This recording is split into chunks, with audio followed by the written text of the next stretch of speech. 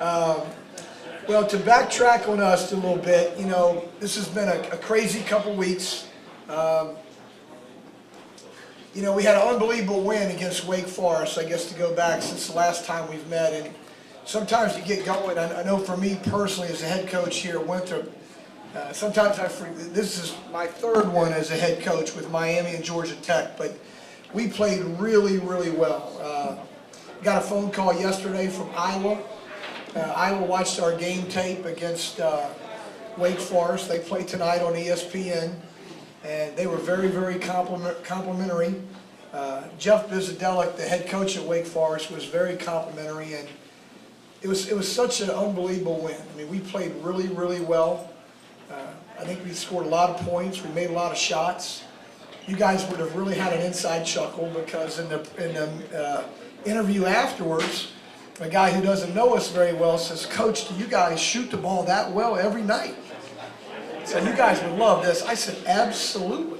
You know, so Carl chuckled back there, and I had to kind of kick Carl in the knee. Just kind of go with me. Just go with it, okay? I'm like, "Sure. If you watch us practice, you see that we shoot the ball well." So, but we played very well. They had a problem with our speed and quickness. Ironically, up 18, they went zone, which I think is a tremendous compliment to what we were doing, so I was very proud of that. We came back the next night. Belmont beat us pretty good. And the thing about tournaments that showed up to me, and I know Carl had written an article, is we're a little bit thin right now. It shows up when we play back-to-back. You know, so rest is a little bit of an issue. I think the other thing is game prep. You know, we're a team that really, really works hard at preparation for a game.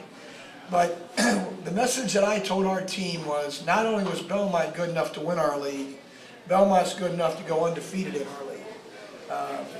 And so I'm glad we played them.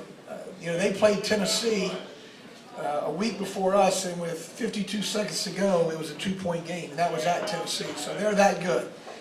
It was 36-30, 10 minutes to go. Reggie got hurt. We didn't finish particularly well, but it's okay. You know, I think it's a loss that we can certainly learn from. And then this past Saturday, you know, we played Lander, and quite honestly, when you play a Division II team, it always concerns me. Their coach is very good. Players don't understand that, but I've known him for about 20 years. It wasn't pretty. At the end of the day, you know, we ended up winning by 20 without Reggie Middleton and without, you know, again, Charles not playing. So, you know, it was a good win for us. And, you know, so I thought a couple guys played well. I thought in the second half, Joey Jerome played very well for us in that game. Justin Burton had a fabulous game offensively. He had 8 points, 7 assists, 1 turnover for us.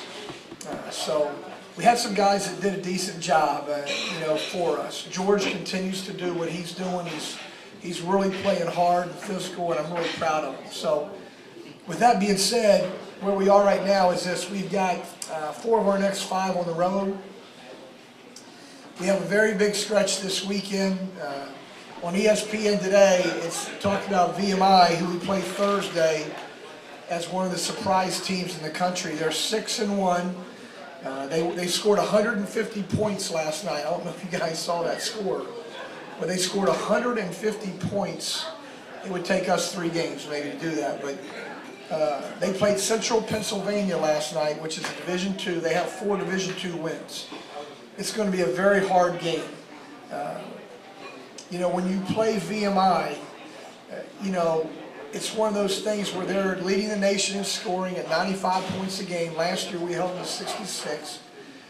They play 4 guards. Everything you've ever done conventionally, basketball-wise, you won't do it. And that's the issue that I have. They will press us after every made basket. So I'm in all kind of press attack mode tonight. They will trap us at any time. They're going to double team Reggie Middleton and make somebody else handle it. They're going to switch all screens when we play.